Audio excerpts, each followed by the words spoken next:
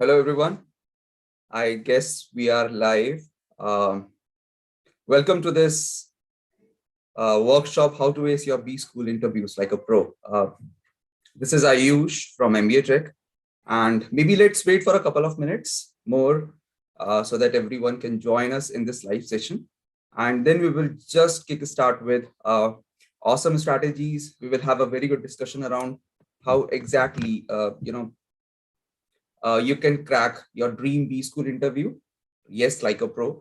Whatever questions that could be asked. What is the best way to actually structure our answers around those questions? And besides besides the content around questions and answers and everything around that, what exactly do you need to keep in mind in order to hold the nerve, in order to have positivity, let's say in terms of interview preparation and everything around that.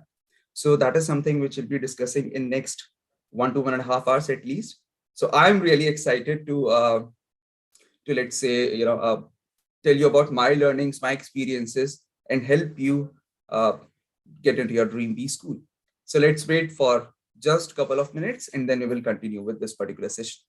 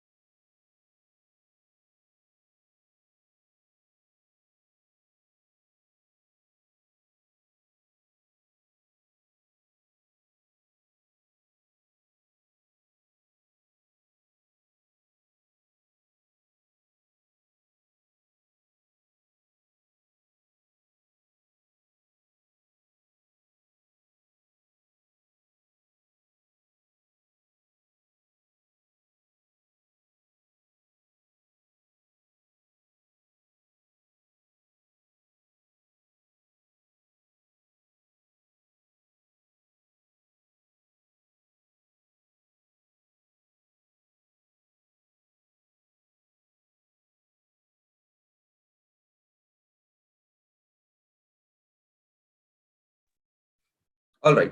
So let's continue with our workshop, how to ace your B school interviews like a pro. And let's get started with this.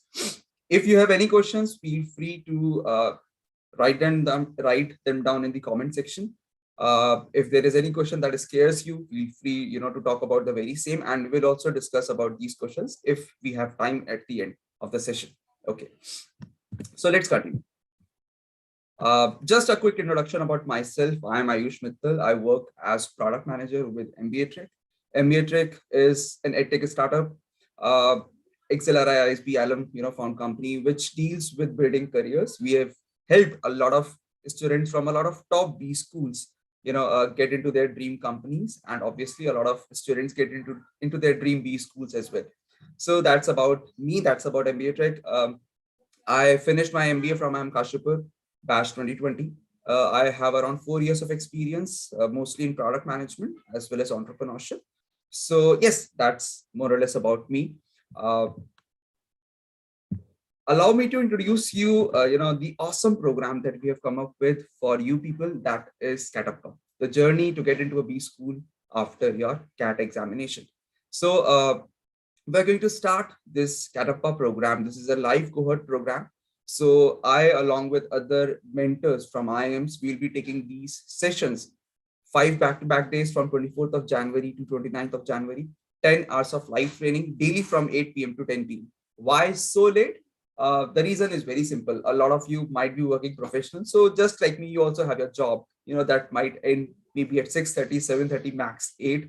So we are going to have 5 days back-to-back live sessions from 8 p.m. to 10 p.m. And we are going to talk about a lot of things, which you should know, which you don't really know, but then, you should also be made aware about those things. So we are going to talk about 50 interview questions in the entire program. We are going to have mock GDs. We are going to practice estimates. We are going to understand a lot about interview frameworks. And yes, we are going to have few mock drills as well, in which we will take and give mock interviews live, in the cohort, along with obviously review and feedback, that goes by default.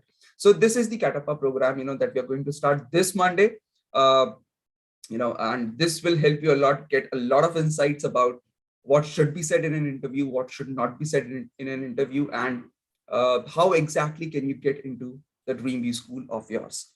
Everything comes, with a very small price of just rupees 1950. If you are interested in this program, you can just directly go to www.mbatrek.com/CATAPA live. Okay. So that is, about the program, but I will now, switch to few very important things that I wanted to discuss as a part of this workshop. Few of them might be surprising, but I'm pretty sure a lot of them might be relatable to almost each and every one of you. Okay, so let's get started with this particular thing.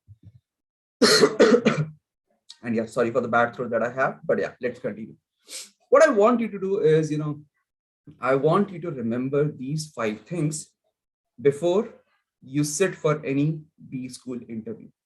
Because no, these are not the questions. We are not going to cover Tell me something about yourself. Why MBA? Right away, obviously, that is something which we will cover as a part of this workshop.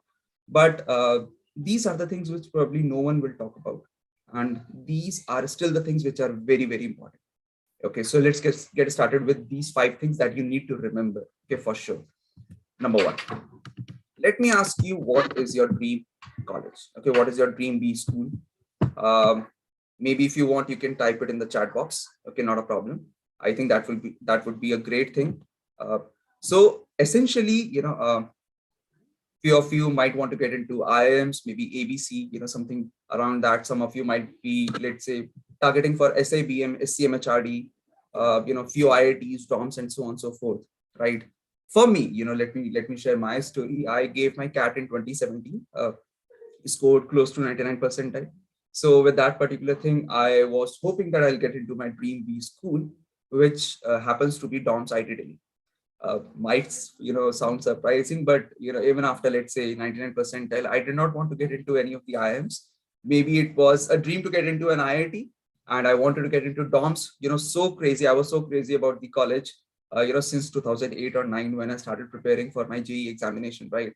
Uh, forget about getting into the dream B school. I could not even clear the shortlist.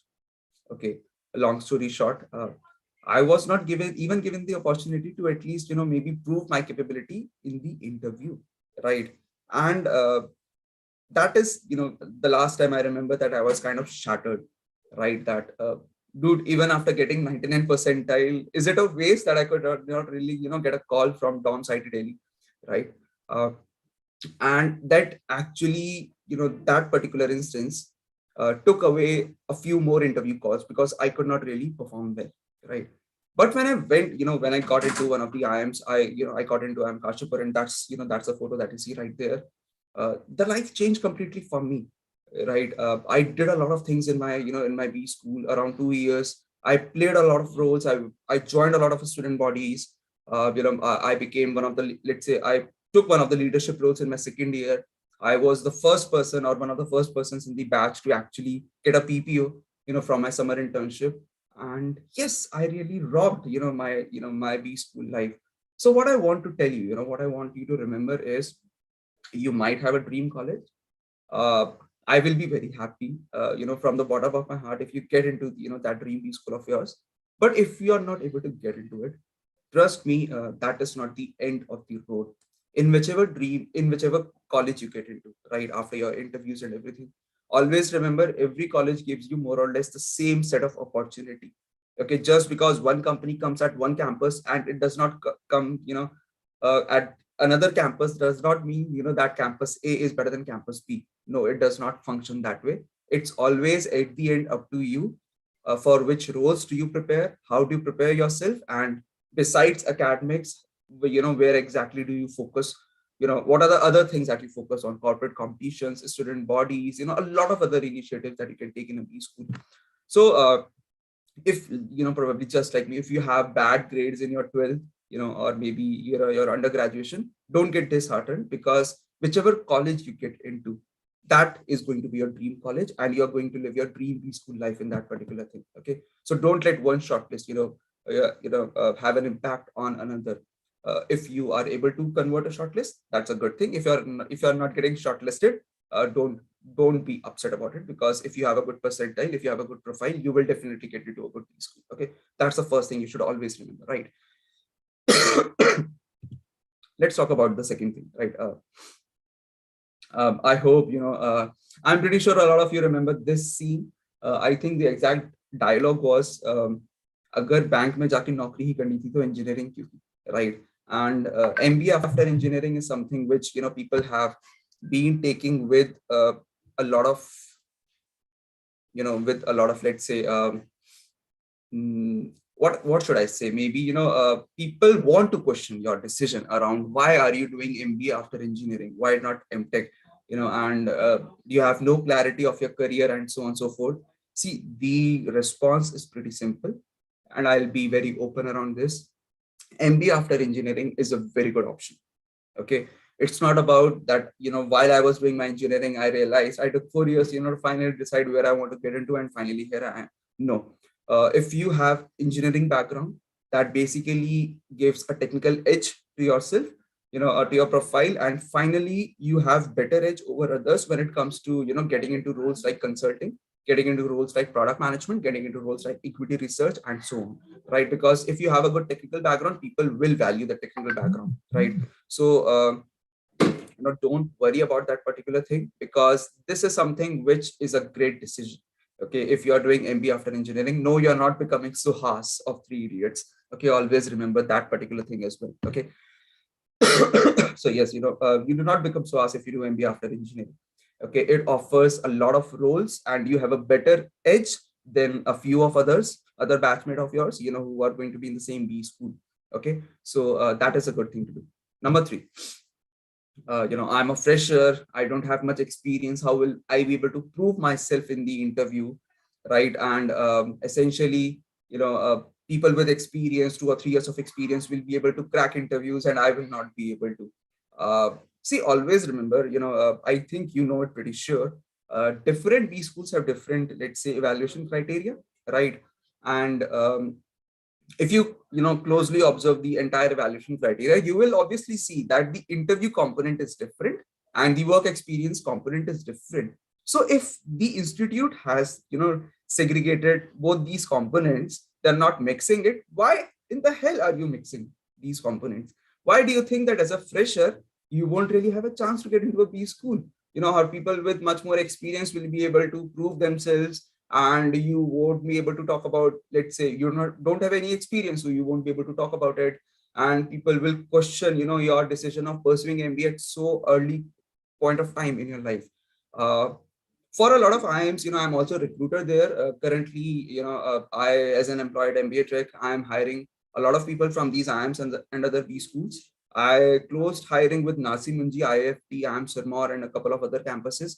50% of the people, that I really liked their profile, I really liked their interview skills. They are freshers, right? So it doesn't really matter if you're a fresher or experienced person. Always remember, number one, there is a different component to interview, performance, and different component to your experience. So don't mix these by yourself.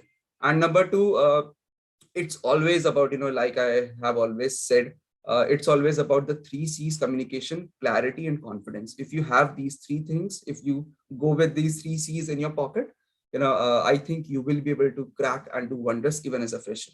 Okay, so that's something which you should always understand. Yeah. Finally, I am pretty sure you would have watched this sort of web series as well, TBF aspirants, right? And a lot of people, what they do is, they take some sort of year gap. Even I had 1 year of gap.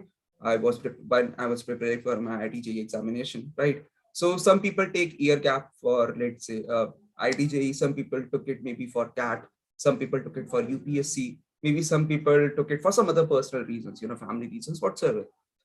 Why do you think that just because you took some year gap, and you were not able to achieve it, or you took some long time to achieve it, why do you think that it is a negative thing? No, it is not. Okay, taking a year gap is not negative thing to do. Okay, you are preparing for something.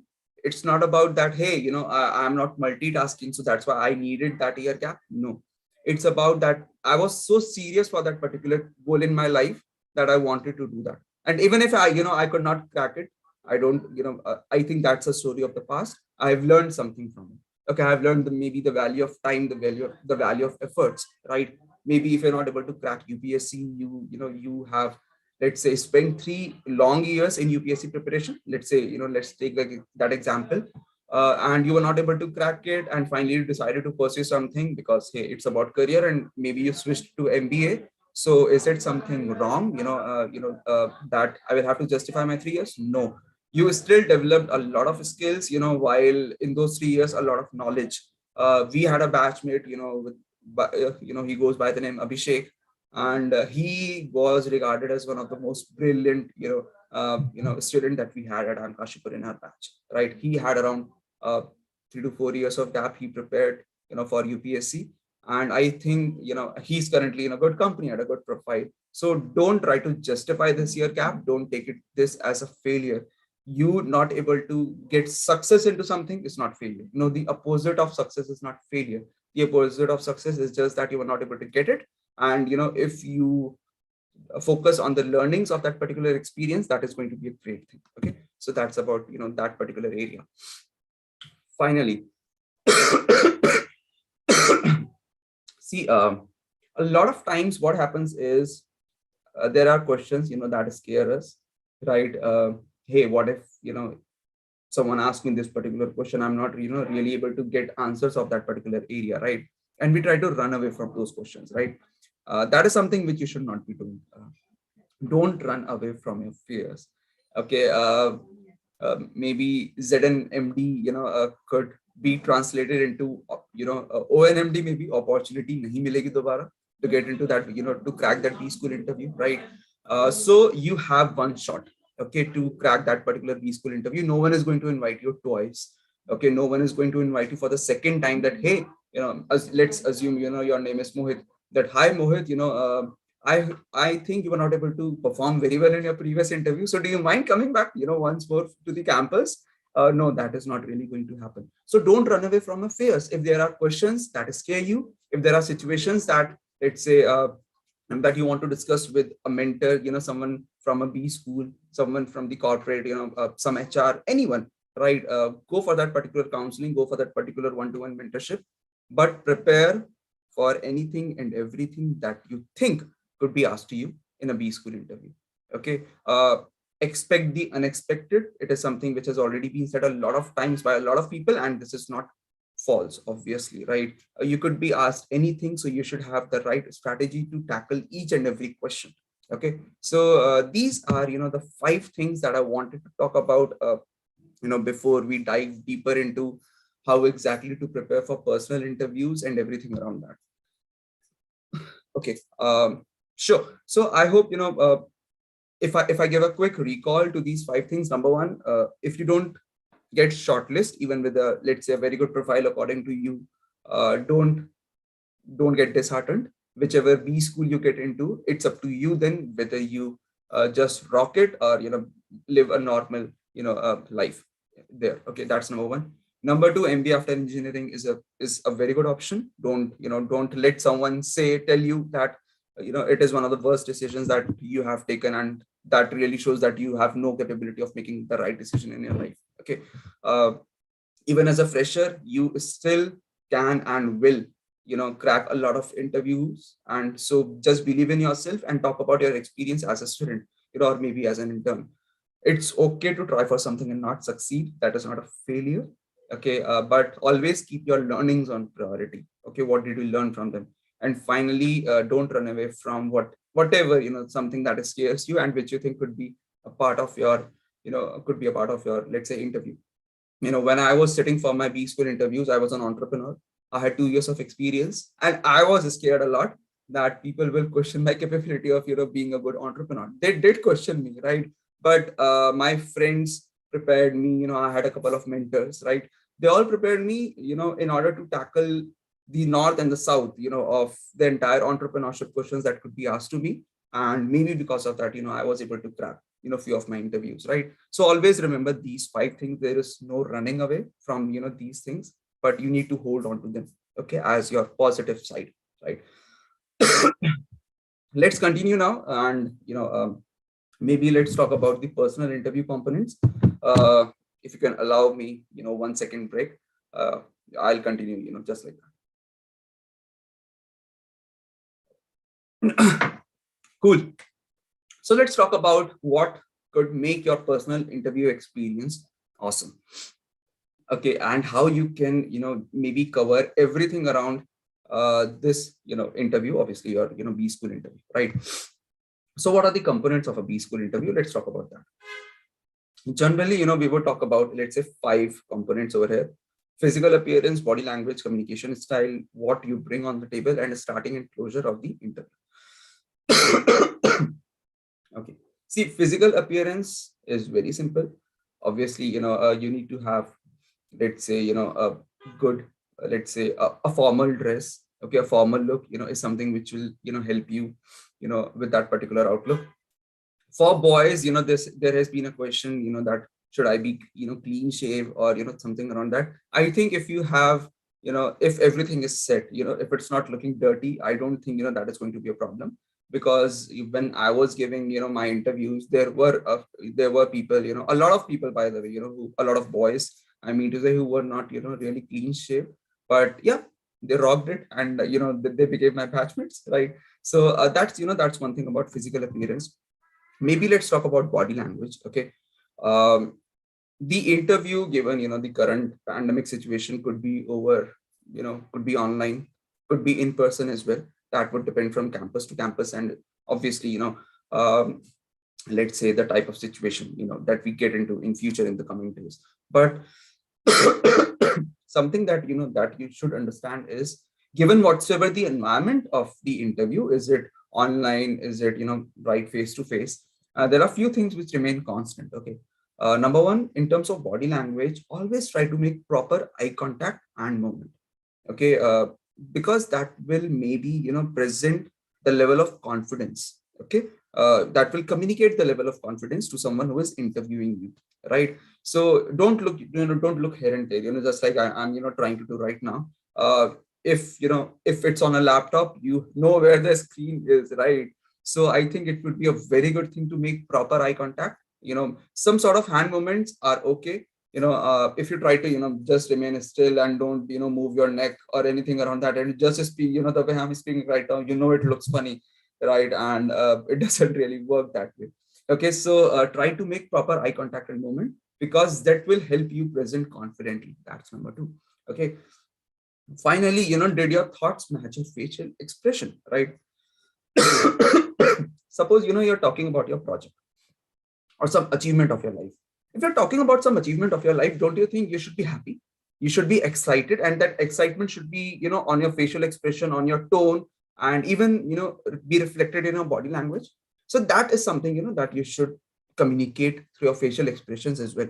What really happens is that we have taken hundreds of interviews, more than that, right, of a lot of students from these B schools, right? And people, obviously people who want to get into these B schools, it's very evident. You cannot fake each and everything, right? So if someone's facial expressions are not really matching with the thoughts or with the statements, that creates some sort of confusion to us, that hey, is he really saying this for the sake of it, or did he really experience it, right?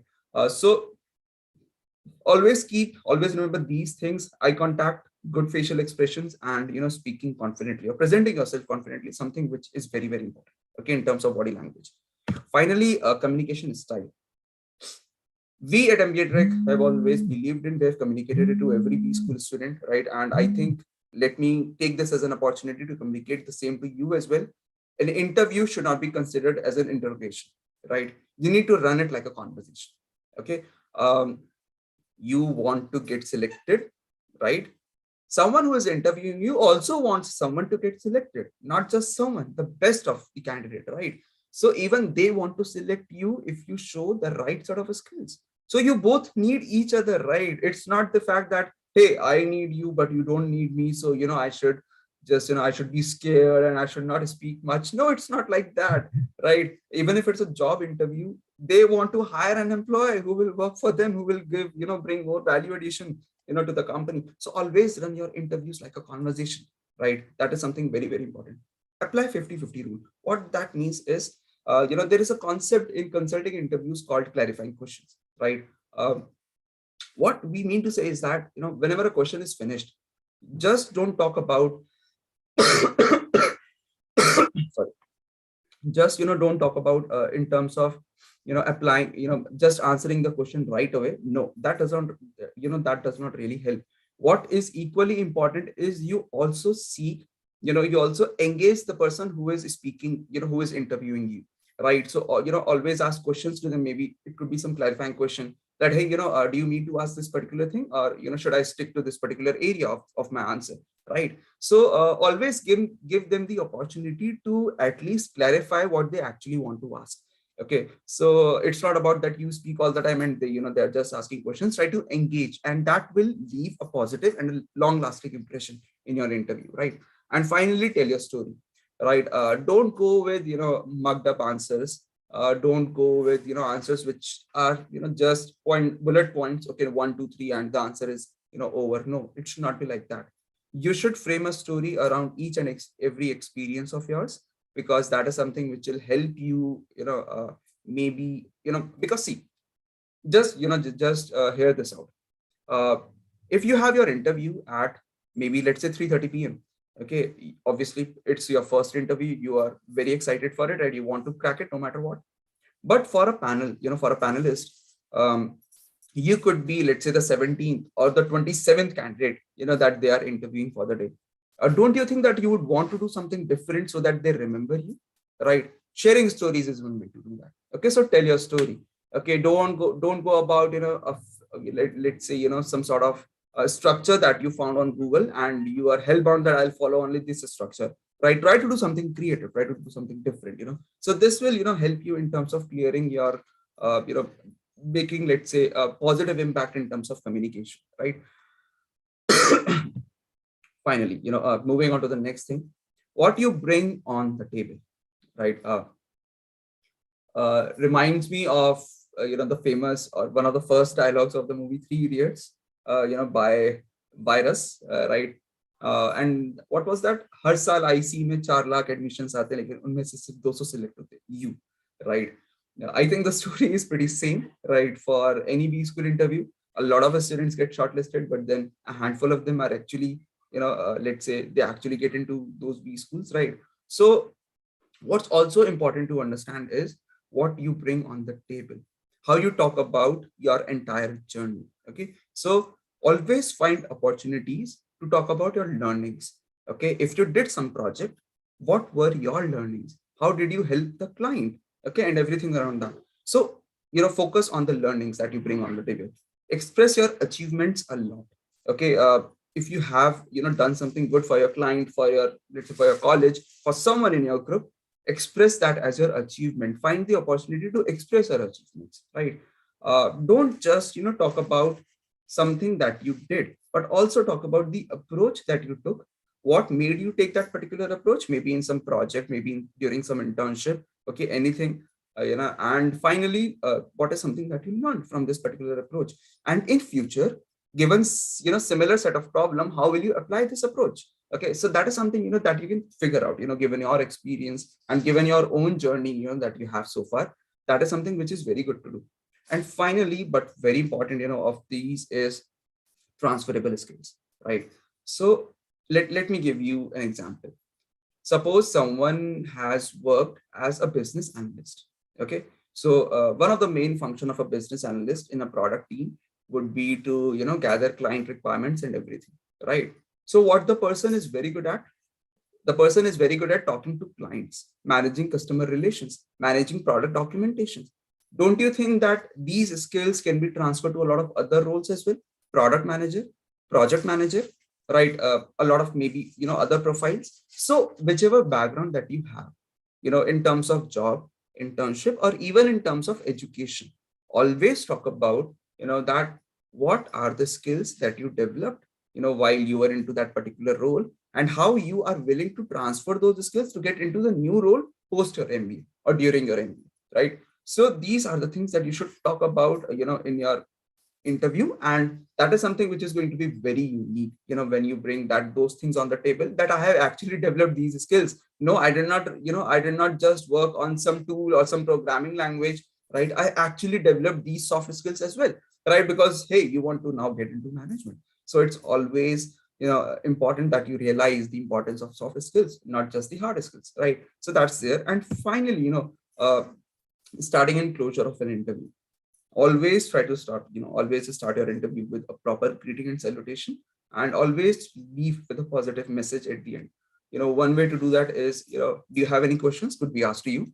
And one simple way, I won't talk about what sort of questions could be asked, but one way to end your interview is, no, I think this was a great experience for me, and I really loved every part of it, and I really look forward to joining the B school of my, let's say, my dream B school, or this B school, if this is something very specific in nature, right? So leave with a very positive message at the end, right?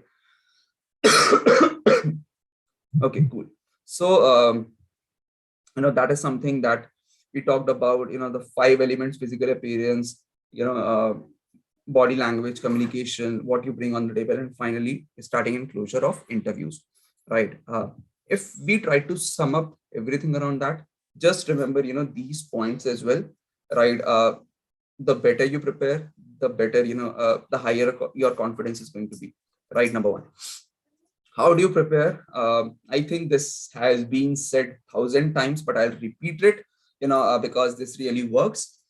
Stand in front of mirror and practice your answers, right? Because in that particular area, when you do that, we'll be having a proper check of your body language, of how you communicate, of your facial expressions, and that is something which is very important, to analyze. Number two, please write your answers in a document.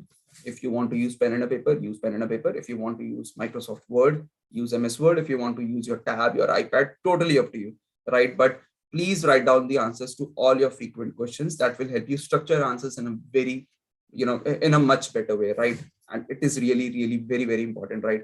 I used to do it even when I used to prepare for my summer internships and final placements, during my B school, and that has really helped me, right? So I think this is going to be, a great thing that you do. Genuine free flowing story. So, just go with a normal free flow, okay? And speak out loudly till you sound genuine. What we mean to say is that, you should be sounding confident as well as, genuine, because the more genuine that you sound, the better the story, feels connected, to someone who is hearing that particular part, right? One mistake, that a lot of people do is they don't listen to question carefully. No matter which interview is this, is it a B school interview or is it a job interview? You just hear one part of the question. So let me tell you, how exactly a lot of our brains behave, or let's say, function in during these 20-30 minutes. Suppose there is a question. I will just, hear maybe first 5 to 6 words of it, and I'll try to understand that, okay, maybe, this is what I'm supposed to answer. And I'll, just go back to, my memorized, the answers that I have memorized. And the moment, the interviewer finishes the question, I'll just, say the answer that I had memorized. No, you need to listen to the question carefully. Okay, it's always good to take a pause of 2 to 3 seconds, 5 seconds, even more. You can say that, hey, can I take around 15 to 20 seconds to answer this question? And the interviewer will give you those 15 to 20 seconds. Okay, so listen to question carefully and answer. Then, after you have analyzed that what was the exact question and what do I actually need to answer. Okay, that's there. Sometimes, there are experiences, obviously, wherein you are grilled. Okay, so stay calm. Obviously, they probably want to check onto few skills. Maybe how good are you at holding your nerves, and let's say how you respond to difficult situations could be a check around that. Okay, so don't take it personally and keep continuing, answering every area in a positive tone. And finally, don't give unnecessary details in your interview. See, they don't have the entire day to talk to you, right? They have a limited time frame. Okay, now you only, you maybe ask yourself that, hey, if I have just 20 minutes to talk to someone, out of which I would be able to talk for, let's say, 10-15 minutes, not more than that, in that particular scenario, should I really be talking about, this part as my answer? Or maybe I should skip it, because this is something which is more important to be talked about. I want to talk about this particular thing more rather than, these 2 or 3 small things which are not really very, very important. Okay. So these, my friends, are the ways in which, which will help you ace your B school interviews. Yes, like a pro. Okay. Now, if I give a quick recap, we talked about 5 things to remember. And I hope you remember them, because, like I said, people will not talk about, these things when it comes to B school interview preparation, but it is very, very important thing to address. Then we talked about, the 5 elements of a personal interview, and finally, a closure of everything around that. Let's move to third phase of this workshop, in which, we will pick few important questions, and, why exactly those questions are asked, how you can structure those questions, what things can you include and what things can you not include, should you not include, as a part of the answers to, these interview questions, right? Okay, So number one, tell me something about yourself. Okay. Uh, Obviously this will be asked 99% of the situation, 99% scenario, these questions are generally asked. So let's talk about why is someone even asking you this question, right? Don't they already know what sort of let's say they already know your profile, they know your name, they have entire data, right? So why do they still ask? See, first of all, it's like breaking the ice. Okay, they want to understand, they want to initiate the conversation with you, and obviously, it's a good way to do that. Okay, so it also gives you an opportunity to talk about your profile in brief. Okay, they want to understand your profile in brief. Okay, in just 1 to 2 minutes, and so that they can ask follow-up questions accordingly, right? What skills are being checked over here? It's about presentation, how you present yourself. Okay, how you let's say deliver communication and everything. And finally, it's about self-analysis as well. It's a very important thought. Maybe think about it. You are 2025 maybe, right? You want to join a grade B school, and you want to do proper a lot of analytical exercises, take big decisions for the company you join, and do everything around that. But have you done a good analysis on yourself, on your entire life, on your entire journey, right? So do that first of all, before you try to maybe convince someone that, hey, I can work for your company, and I'll do a hardcore analysis given whatsoever problem you shoot. Maybe first of all analyze yourself. Okay, so that's there. What could be, let's say, a normal structure that you can follow over here? A basic introduction about yourself. Sorry. Talking about your current status, maybe if you have some work experience, if not, maybe some internships. Okay, talk about your education. Okay, don't start from schooling, maybe switch to graduation. Maybe if there are other things which are important, don't really even mention your schooling. Okay, talk about your achievements, your extracurricular participation. Okay, maybe if there's time and if you can really accommodate, if you have some few very good hobbies and interests, talk about that. But yes, do have some good end words, maybe something that you're passionate about, something that you believe in, a philosophy, right? Or something that you have been following, right? So your own story, your own life. So that's up to you, how do you want to end it, right? But then this is something, a basic structure around which you can build your story, right? How long this answer should be? 60 seconds. Okay, that is something which in MBA you will study, or it's not really important, it's not a part of the MBA curriculum, but that is something which is called elevator pitch. Okay, 60 seconds is something which you should prepare for, and maybe keep around 20 to 30 seconds more as a buffer, because sometimes the interviewer might want you to continue, so you should have something else to talk about in that particular, let's say, situation. Okay, so this is this is one way of how you can talk about this particular question, tell me something about yourself. Okay. Now, maybe let's talk about what you should talk about and what you should not talk about. Just have a look at it, and yeah.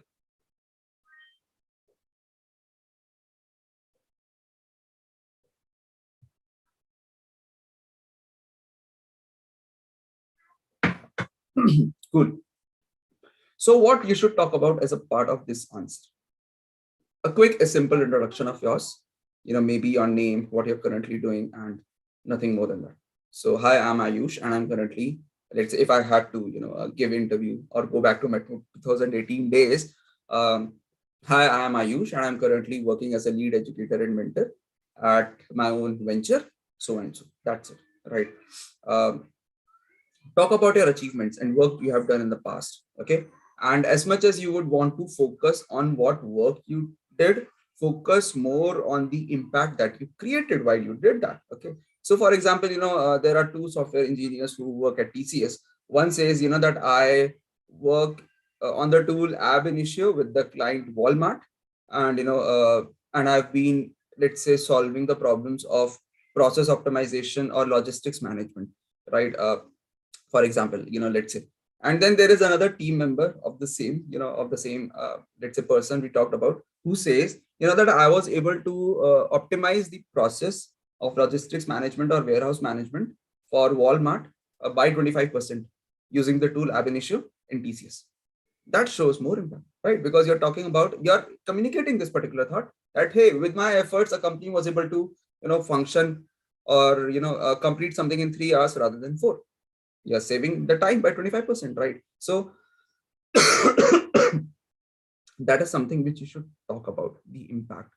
And finally, the skills that you have developed in your life through multiple things that you did, or, something that you're highly passionate about.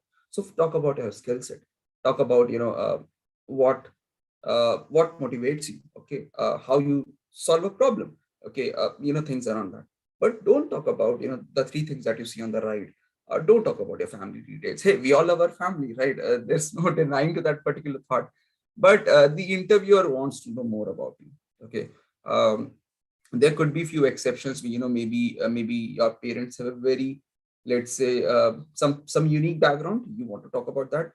Maybe, just sum it up in just one line. But I won't really recommend it anyway. Okay, so that's number one. Number two, don't talk about your marks. I got 10 CGPA, so and so marks and everything.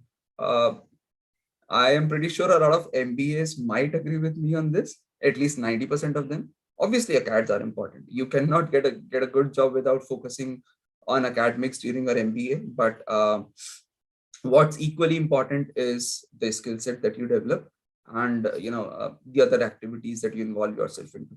Okay, so marks are something which are not really prioritized, in a very good MBA curriculum. Other things are. Okay, so don't focus a lot on your marks. They already have your marks, and if you're a good scholar, they already know that you're a good scholar, right? So there is no need to, focus on the quantitative data. Focus on the qualitative skills, like we discussed on the left side, of the screen, that talk about the skills and everything, right? And yes, a lot of people recommend that talk about your 2 strengths and 2 weaknesses in your introduction. Don't do that. Okay, don't talk about your weakness or something that you were not able to accomplish. I mean, if they want to know it, they will know it. They will ask you, why do you want to talk about something that you were not able to maybe do in a very good way in your life? Okay, that is not a good way to, let's say, have to introduce yourself to someone.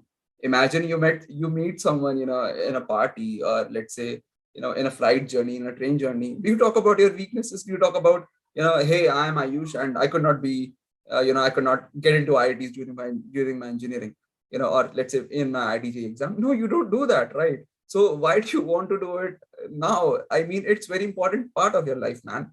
So don't do this. Okay, long story short, don't focus on such things. Focus on the left part of it, not the right part of it. Okay, so that's number one. Let's switch to another question. Yes, strengths and weaknesses. Again, it's about your personality check. How exactly do you look at yourself as a personality, and are you aware about yourself, right? That what are the core functions that are positive, and let's say few negative, or let's say weaknesses as well. One way or one framework to talk about these things are focus on 2 to 3, not more than that, strengths and weaknesses. Talk about how you identified those strengths and weaknesses, number one.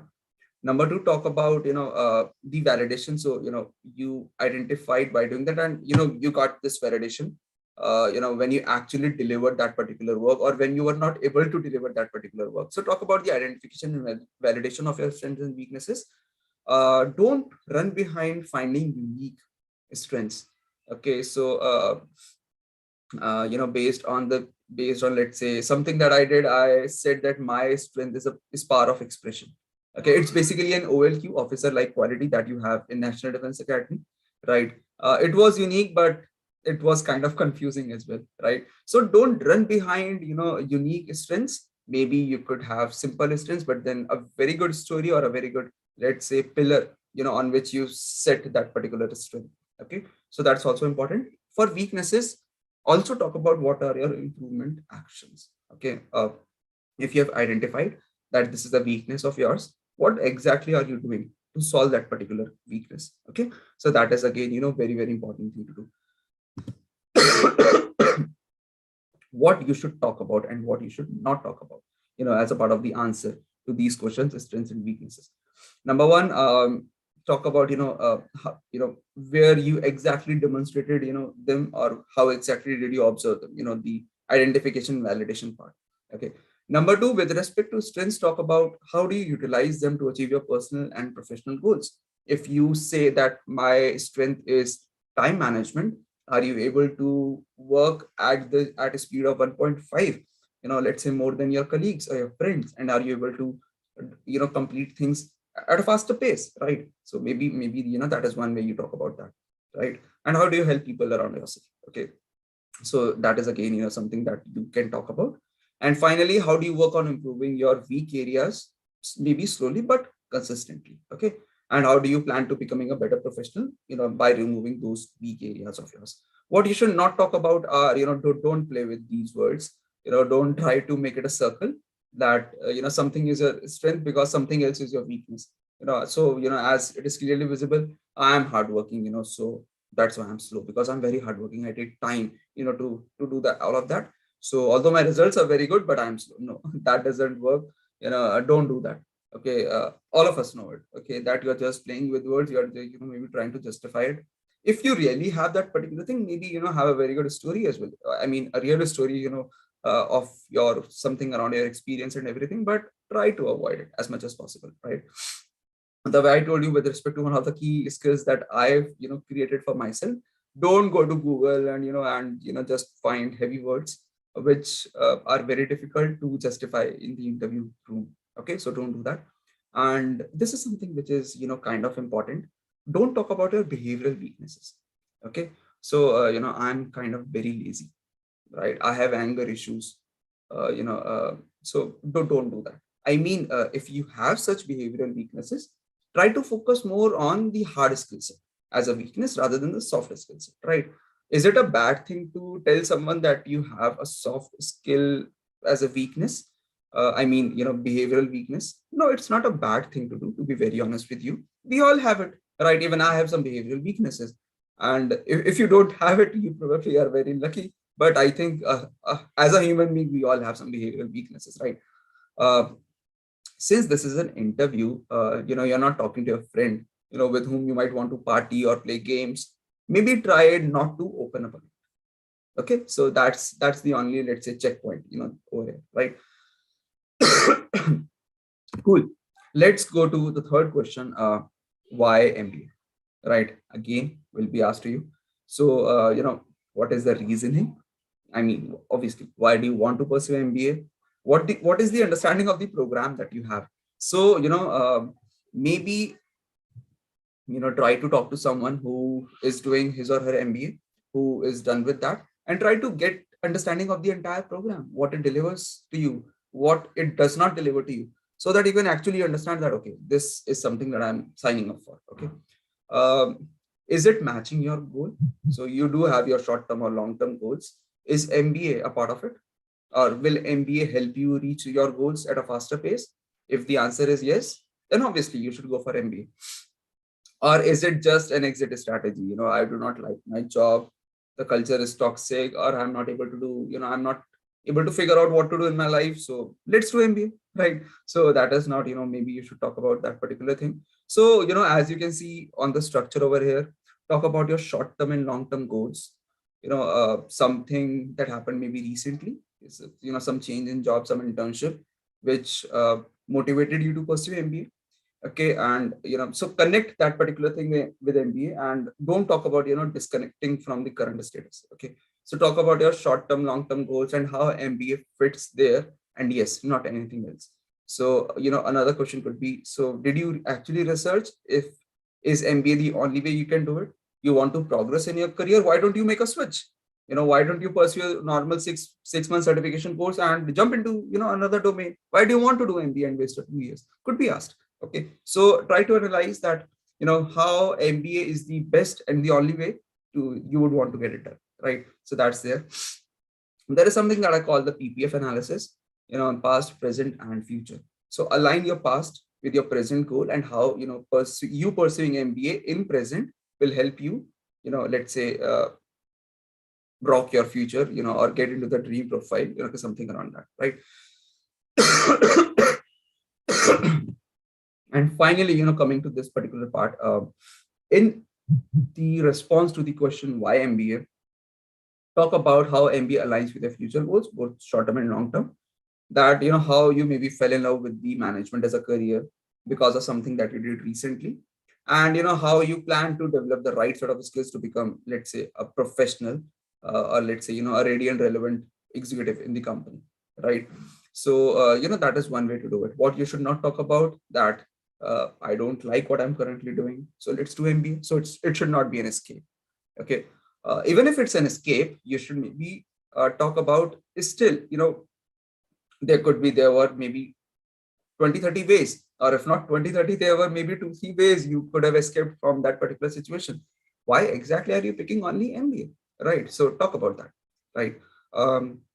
Don't say, that, my brother is doing MBA, or my, someone in my family has done MBA, or someone in your, network has done MBA, and you actually got motivated, from that particular thing. So if they did something else and if they helped them get into good salaries, would you go for that particular thing, right? So doesn't, talk about your own decision, right? It should be your decision, not someone else. A lot of people are doing a lot of things, so what will you do? Will you start doing a lot of things now? No, right? So you should talk about your own decision making capability, that you decided to pursue MBA. And finally, don't talk about, something that, an MBA is someone who would lead a team, and I want to get into that leadership position, I want to, climb the corporate ladder at a faster pace, blah, blah, blah. Uh, Obviously, see, these are, if you have read about, the framework Maslow's hierarchy of needs, this is something, which is a part of that. But you don't need just MBA, to lead teams. You need the right set of skills as well, right? So focus more on that particular part rather than, focus more on the skills rather than, the desire to lead teams. Okay. So, so that's about why MBA. And finally, which stream of MBA and why? Okay. So, and there is no difference in the strategy, but I think, what's important to understand is it should line up with your skill set, both soft and hard skills. Okay. And it's also a check of, do you have, the technical skills or the business skills as well, right? And how much do you know the industry, or, let's say, the domain that you want to get into, right? So, this is something which will help you. What you should talk about, maybe talk about how your key skills and behavioral traits best align with a lot of job functions in this domain. So let me take an example. So suppose, you want to pursue MBA in marketing. Okay. Why do you want to pursue MBA in marketing? That probably because you have key skills in terms of soft skills, hard skills. I am good at communication. I'm good at convincing people. And I know that in sales and marketing, and especially in sales, you do have to take a lot of, you do have to maintain customer relations. Okay. You do have to take follow up a lot of times. And I like talking to people a lot. Okay. I want to help them understand, a lot about the problems that they are facing so that I can solve those problems. So talk about, that particular thing, that my skill set aligns in this domain, not with others. Okay. That's number one. Number two, that you explored this domain in depth, even maybe did some internship project, and that has helped you develop both passion as well as experiential learning about that particular domain. So maybe, you worked somewhere as a marketing intern, or you're currently, you're currently an employee in the, let's say, marketing function. Okay. So that will help, right? And, it's also okay, by the way, it's also okay to say that, that I'm not really sure which domain to pick. So what I'll instead do, instead of that, what I'll do is I'll explore the MBA curriculum in my first year of MBA, and then take the right decision. Because in a lot of MBA programs, obviously not all, you have to pick your majors and minors in your third term, and sometimes in your second term as well, for a few of the B schools, right? But it's okay. People will not say that, hey, you cannot even make, a very small decision. No, it's not a small decision, right? Don't force, yourself, or don't force a domain on yourself, right? That will not really help you. If you have the right understanding of the domain and the skill set and how you align in that particular area, that is a great thing. But if you don't have it, speak it, that I would really want to explore. I'm kind of confused between finance and operations, or finance and analytics, or HR and some other domain, right? And I don't want to pick right away because I really don't have the industry knowledge. So I think, while I pursue my MBA, there would be a lot of industry experts who will come for guest lectures. I would be, interacting with my faculty members. I would be doing a lot of academic projects. I would be doing a lot of corporate competitions, and that will help me, understand which is the right domain that I should get into, right? So talk about those things. Don't talk about that, product management is something, which is sexy and I want to get into it. That's it, because it's the best domain, it's the best, highest paying job. No. Okay, that doesn't function that way. Be it, for a specific domain, or, be it for, let's say, for a specific job function. I don't want to get into sales and marketing because, hey, I don't want to talk to people. So that's why I want to, do finance or analytics. So don't have this negation approach, okay, while picking a domain. Okay. And, don't talk about, maybe, it's easier to get jobs into this domain. So, and obviously, this is something which is not even said much by people, but yeah, you should not even try to do this, that you're talking about the ease of success in some domain. So that's the reason that you have picked it, right? So I think, that's about this particular area, which is stream of MBA and why. And, finally, just to give you a final context around this, work experience internships, always structure an answer around these things as well. What's the current status with respect to, which company are you working, what profile, and, for what duration. So I've been working as a senior systems engineer in Infosys for 2 years, or for 2.5 years, in which I'm currently handling, let's say, the project from, legal and general, you know, and this is exactly what I do in my project, and, something around that, right? So, you would be seeing this term RA metrics. That's about responsibility and accountability. Okay, talk about, what things are you responsible for, and talk about the impact that your work has on your business and customers. Don't end your statement there. And I think I gave the example, previously with respect to the Walmart and TCS project, that you were probably into. So talk about the impact, and talk about, if there are some business achievements, and finally, if you have developed some skills, and what are your final key takeaways. Because, the more projects you work on, the better your learnings are going to get, right? And given the learnings of one project, how can you actually function in another project? That's also very important to understand. Right. So, I think in the previous 1 hour, we have covered a lot of things around, 5 things that you should remember about your dream college, about year gap, and about a lot of other things. Something that, we talked about, with respect to the elements of a personal interview component. Okay. And we also talked about, the most common interview questions that could be asked to you. Maybe just 4 of them, but obviously, there are more, that will be a part of the program, right? So, maybe let's end this particular thing with, talking about the interview frameworks, right? Um, Again, this is something which you can easily find on the internet, but, since you people decided to be here, let me help you with that particular thing, right? Um, why exactly should you have a framework, first of all, right?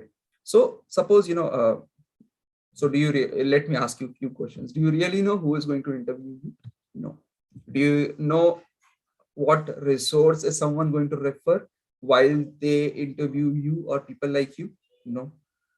Do you know what exact questions they are going to ask you? No. Right. So the answer to all of them is no. So always, expect the unexpected. There will be few questions that you have not really prepared for. Probably you have very less idea about that particular thing, but could still be asked. In that particular scenario, frameworks help. Okay. So frameworks, what they do is they try to give a structure to your answers. Okay. To your thought process. You actually, just run keywords in your mind, and, try to structure your thoughts around that. So one common framework is 5W1H.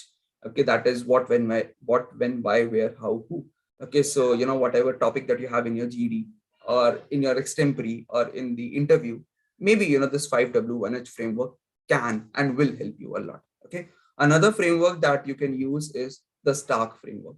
So, what Google will tell you is a STAR, but then, I try to tweak, the framework, and made it, sorry, a big fan of Tony Stark character.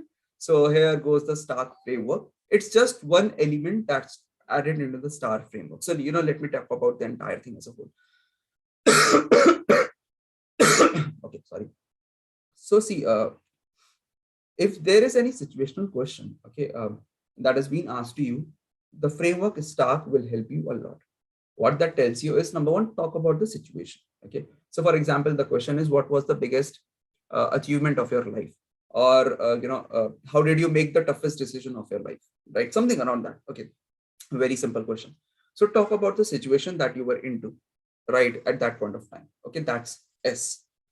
Talk about the task that you were supposed to do or that were expected to be done as a part of that situation. Okay. That's T.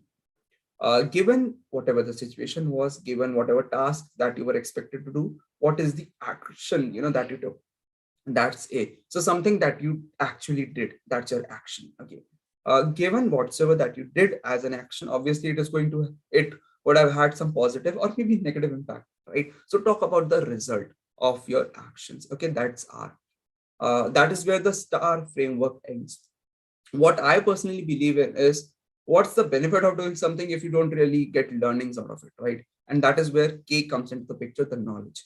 What is the knowledge in terms of skill development, in terms of, let's say, analyzing something and understanding something that you will be able to utilize in your future. So talk about the knowledge that you gained, the skills that you developed, okay, and how, if there is any situation, something like this in the future, how would you be able to tackle it? Okay, maybe that particular situation help you understand the importance of time management or the importance of people management, right? And that is the knowledge that you gain. Okay, so at any point of time in future, you exactly know how to manage people in my organization or in my team. Okay, so that is something in which the STARK framework will complete the entire story. Okay, because you're not just talking about you're not just responding to a particular answer to a particular question. You're also talking about, hey, this is what I learned from this situation, and these are the skills that I developed. The end of it. Okay, so yeah, that's about the STARK framework. And finally, just one last one. I won't really get deeper into this, but this is another framework that you can use. Mostly, product managers sometimes use it in their interviews as well. DIGS, that is dramatize the situation, identify the alternatives. So whatever situation was, obviously there was not one way to solve the problem, right? There were maybe 2, 3, 4, 5 ways. So did you identify the alternatives, and why exactly did you pick, out of A, B, C, D, E, why exactly did you pick D as an option? Okay, to go about that, what exactly did you do, okay, while you were executing or into that particular situation? And finally, what is the impact that you created at the end? Okay, so this is another framework that you can follow. Cool. I wanted to finish it in 1 to 1.5 hours. I think I'm pretty let's say on time with respect to that particular thing, right? Just taking this as an opportunity to again talk about the Katappa program, right? And I hope you have heard and seen the movie Bahubali and knows the character Katappa. So inspired by that particular, let's say, name, we are running a special program, Katappa, that is how to get into your dream B schools after CAT, right? So we have a proper 10 hours of live training program that starts, today is Friday, so coming Monday, right? So that starts from 24th of January. It will run till 29th of January, right? It's a 5-day comprehensive program, daily 2 hours. As I told at the beginning of the session, we are going to keep it late night because a few of you might be young professionals, right? You are working in some company, and obviously attending any session during the daytime is not really possible. So all of these are live sessions which will be taken by me, and my colleagues from multiple IIMs and B schools, right?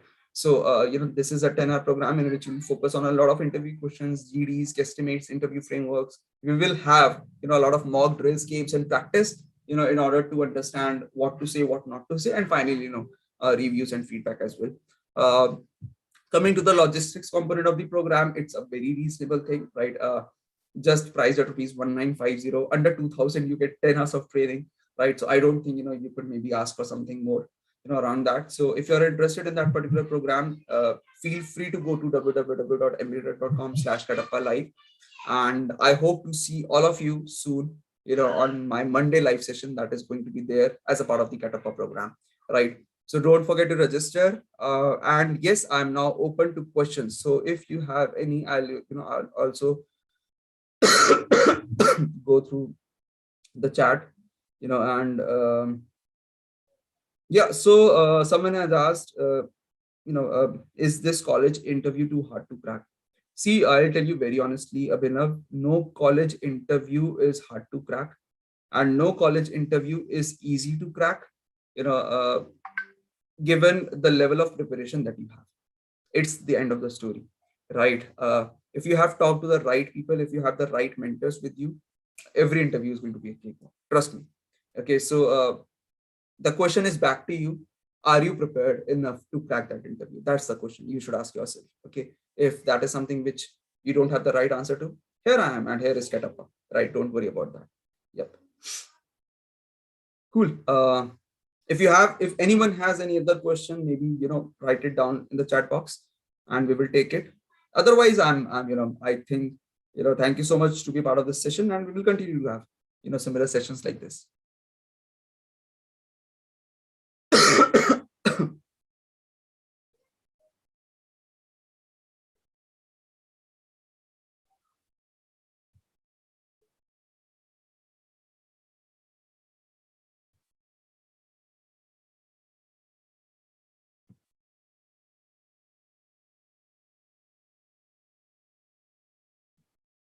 Okay, Rashikesh, you have asked, is 55 months experience problem for a 2-year program? No, I have one of my best friends. I'll name him Shivam.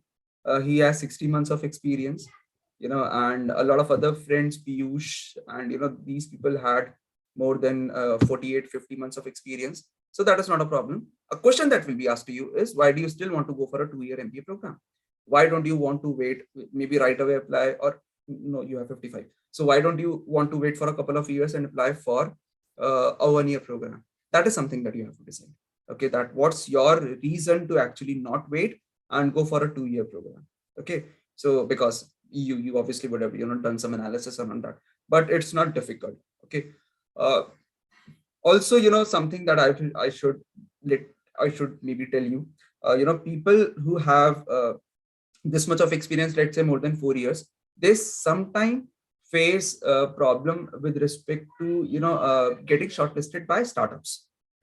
If you want to get into startup, that could be a bit challenge when you get into the B school, because if a startup is not funded, or if the company has a limit on to what they would want to pay. Obviously you come with almost 5 years of experience, and you would want a very high package, right? I mean, everyone wants it, but obviously you have a definite base for yourself, right? So but I don't think that is going to be a problem anyway in terms of cracking your B school interview. Just be confident with the answer that why you still want to go for a 2-year MBA and not a 1-year MBA program. That will help. Okay. Uh, if the panel asks us which skill you think you need to develop during your MBA to bridge the fresher experience gap, should we answer? Okay, so see, obviously there are a lot of skills that you can develop, during your MBA to bridge the fresher experience gap. One is, let's say it's sort of a hard skill, but it's about industry knowledge, okay, or the domain awareness, or the job function awareness, right? So even as a fresher, you should go through a lot of docs, go through a lot of resources, and develop an understanding of what exactly is BFSI industry, FMCG industry, consulting industry, IT, ITES. Okay, what companies are there in each of these industries?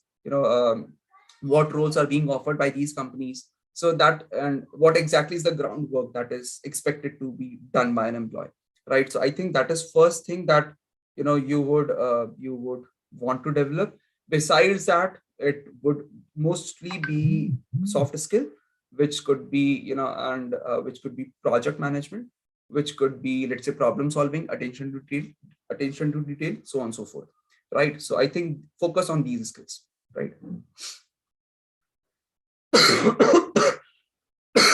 Sorry for the bad throat, but yeah. uh, how would you complete how would you compete with experienced professionals during your MBA? It's very easy, because I know my very few very good friends who are into consulting firms, big four companies. They were freshers. First of all, don't think that since you don't have experience, you would not be able to compete. Freshers are sometimes better than experienced people, right? And I don't know if you were at that point of time in the session when I told you this, but we are also recruiters from a lot of B schools. Just last week I closed hiring from Narsi Munji IFT Delhi, IIM Sirmaur, IIM Udaipur, right? I hired around 4 to 5 people from there, and 50% of them are freshers, right? Because they showed more skill set and more, let's say, passion, than the experienced professionals. So here they are going to work with us, right? So that is not a problem. Don't worry about that. Okay. How to tackle nervousness during the interview? I think the answer is practice, practice, and practice. Okay, so that will help you build the confidence. Number two is written practice. So the first practice that I was talking about was the verbal practice. Second is written practice, because that will help you get the clarity on what exactly are you saying and why are you saying that. Okay, and don't be nervous. Always remember that this is just a conversation, not an interrogation. Okay, they are not going to eat you. No one ate me. No one is going to eat you. Okay, they might try to grill you. I was grilled a lot in my B school interview. Okay, so they might try to grill you, but if you hold your nerve, because that is just one way of them checking on you, right? So don't worry about those things, right? Yeah. How to start preparing for GDPI of IM cap round. Um, I think you know the answer. My first answer would be enroll yourself in my program, Katappa. Okay, that is a very unique program, that we have designed, because we do understand what it really takes to get into a B school, and the advantage that we have is, even after you get into B school, you will interact with people like us, right? We tend to conduct a lot of corporate competitions. We tend to hire a lot of interns, live project interns, full-time interns. So we really know what sort of people do get into these B schools and how they actually progress in their career while they are in their B schools, right? So I think that is one way you can enroll yourself. You can prepare for GDPI. Katappa is the answer. But let's say if you want to talk about something else, and again I'll go to what I said when I was answering this question of you know uh, how to tackle nervousness. So the answer is again practice. First of all, research on what GD topics could be asked. Could be around current affairs, could be abstract topics. Okay, and how do you actually structure an answer in a GD? Okay, but I think GD is a lot more about when to enter in a GD, when to exit in a GD, what exactly to talk about in a GD, how to agree or disagree with someone's point in a GD, how to speak a point which is, let's say, how to speak an answer which is kind of a very differentiating in nature, right? So that's also there. So we will cover all these things in our session, but if you want to, let's say, explore Google around this, feel free to do that. That will also help you.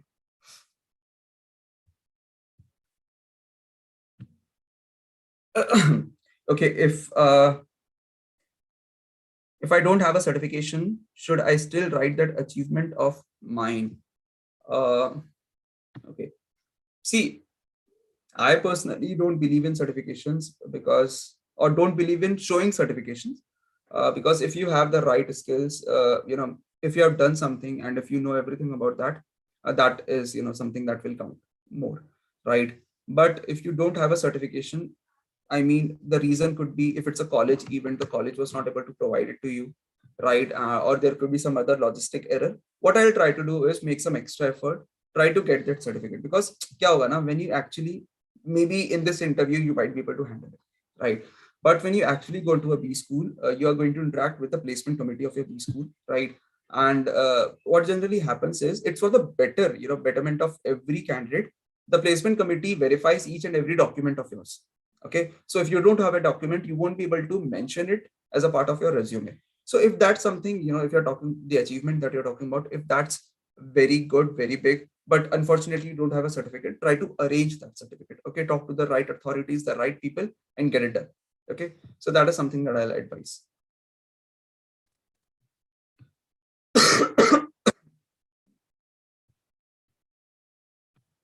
Okay, do we have some more questions around this?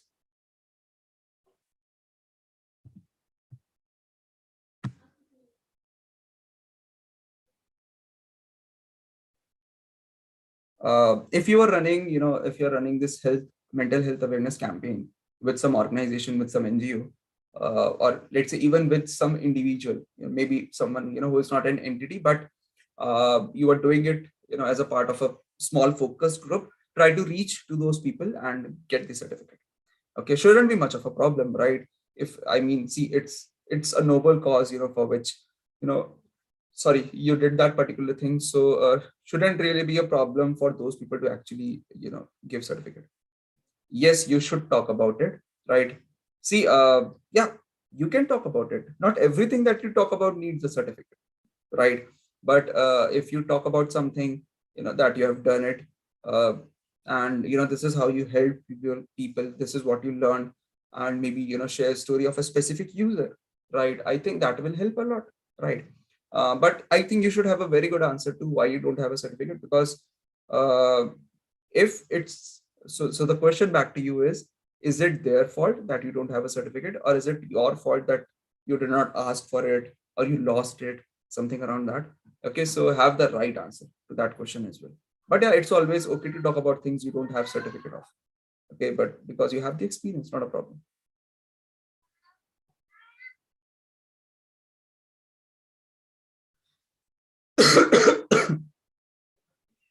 Cool.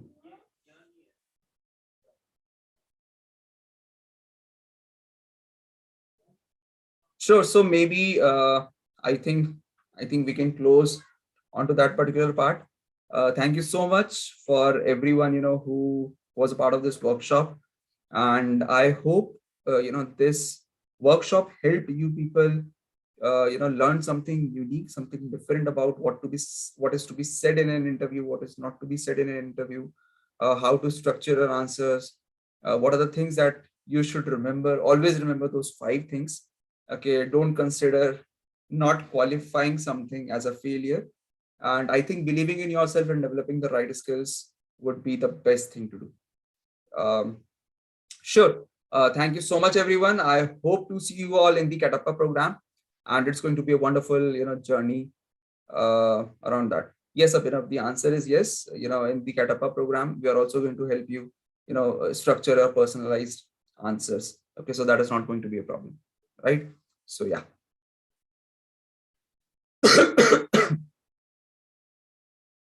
Perfect. If you have few more questions around anything, you have our email ID, you have everything around that, you can reach out to us and we can have a one-to-one discussion at for whatever thing that you want. Not a problem. Cool. uh, all the best to each and every one of you. Don't get disheartened by a couple of things that are not going well, because at the end of the day, 3 to 4 months down the line, you will have a good college in your bucket, and within 6 months, you will be in a very good B school, right? And I am pretty sure I'll see all of you there when I launch, when we, MBAtrek, we launch unique corporate competitions and visit your campus for summer internship or full-time hiring, right? Cool. Thank you so much for, thank you so much everyone for watching, for believing in MBAtrek, and goodbye. Take care. All the best.